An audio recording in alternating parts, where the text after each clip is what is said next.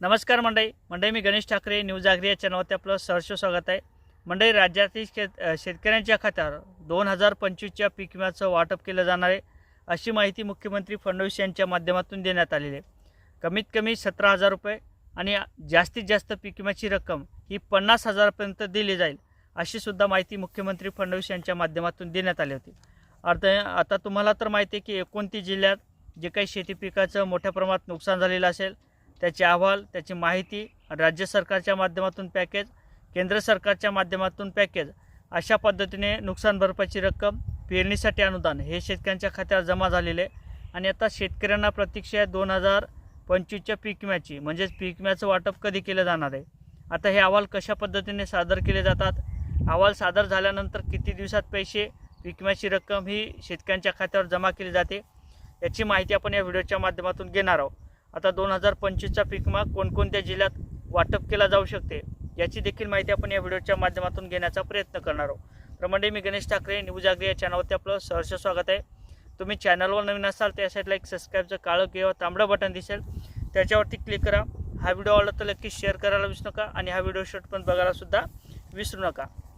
तर मंडळी, ज्यार्थी शेती पिकाचं मोठ्या प्रमाणात नुकसान झालं, राज्य सरकारच्या माध्यमातून, केंद्र सरकारच्या माध्यमातून नुकसान भरपाईसाठी 31,628 कोटीचं पॅकेज जाहीर करण्यात आलं आणि त्या नुकसान भरपाईची रक्कम म्हणजे रब्बीचं अनुदान असेल, पेरणीचे पैसे असतील ते शेतकऱ्यांच्या खात्यावर जमासुद्धा झालेले आहे। त्यानंतर शेतकऱ्यांसाठी प्रति हेक्टरी 17,000 रुपये पीक विम्याची रक्कम देऊ असं राज्य सरकारच्या माध्यमातून सांगण्यात आलं होतं।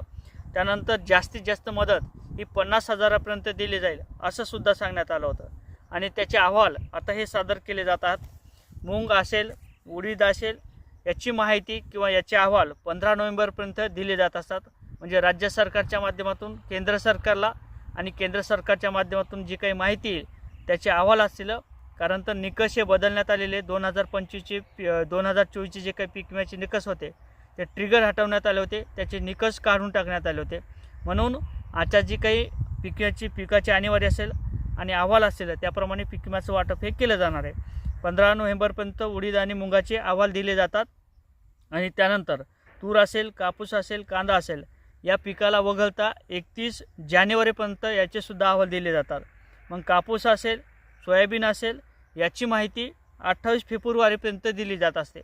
28 फेब्रुवारीला याची माहिती दिल्यानंतर जे काही कांदा असेल, तूर असेल याची माहितीसुद्धा 31 मार्चपर्यंत दिली जाते। हे समजून घ्या, हे महत्त्वाचं असणार आहे। ही माहिती आपल्याला जर माहीत पडली तर आपल्याला पीक विम्याची रक्कम ही कशा पद्धतीने वाटप केली जाते याची आपल्याला माहिती समजेल। आणि त्याचबरोबर जे काही मागचे 5 वर्षे असतील त्याची सरासरी काढली जाते, म्हणजे उंबरवटा उत्पन्न काढलं जाते आणि उंबरवटा उत्पन्न जर आपल्या मागच्या वर्षात म्हणजे 5 वर्षात जर 5 क्विंटल किंवा 8 क्विंटल जर समजा, एक उदाहरण धरा, 8 क्विंटल जर ॲव्हरेज जर आला तर सरासरी जर काढत गेले तर मग दरवर्षी कुठे 6 क्विंटल, कुठे 5 क्विंटल, कुठे 4 क्विंटल अशा पद्धतीचा ॲव्हरेज येणं महत्त्वाचा असतो आणि तो ॲव्हरेज आल्यानंतर शेतकऱ्यांचा जो काही पीक विमा असतो तो लागू केला जातो। आणि त्याचबरोबर उंबरवटा उत्पन्न म्हणजेच यावर्षी जे काही अनिवार्य असेल, जे काही गुंठेवारी असेल ती गुंठेवारी काढली जाते। त्या ठिकाणी सोयाबीनची कापणी केली जाते, त्या ठिकाणी बडवणी केली जाते। पीक विमा कंपनी, तलाठी, कृषी अधिकारी आणि या ठिकाणचा पोलीस पाटील किंवा ग्रामपंचायत यांच्या माध्यमातून प्रात्यक्षिक केले जाते आणि जे काही गुंठेवारी असेल त्या गुंठेवारी कापल्यानंतर त्यातलं सोयाबीन बडवल्या जाते, त्या ठिकाणचं कुटार किती निघते, त्या गुंठ्यातलं त्या ठिकाणी सोयाबीन किती निघते त्याचं मोजमाप केलं जाते आणि त्यानंतर उंबरवटा उत्पन्न ठरवलं जाते। उंबरवटा उत्पन्न ठरल्यानंतर जे काही 2025चा पीक विमा असेल त्याचं वाटप केलं जाते। आता मार्चपर्यंत किंवा नोव्हेंबरपर्यंत जे काही अहवाल गेलेले आहेत त्यानंतर 28 फेब्रुवारीपर्यंत सोयाबीनचे आणि त्याचे अहवाल जातील आणि त्यानंतर जी काही माहिती असेल पीक विम्याची ही ठरल्या जाईल, म्हणजे निकष ठरल्या जातील।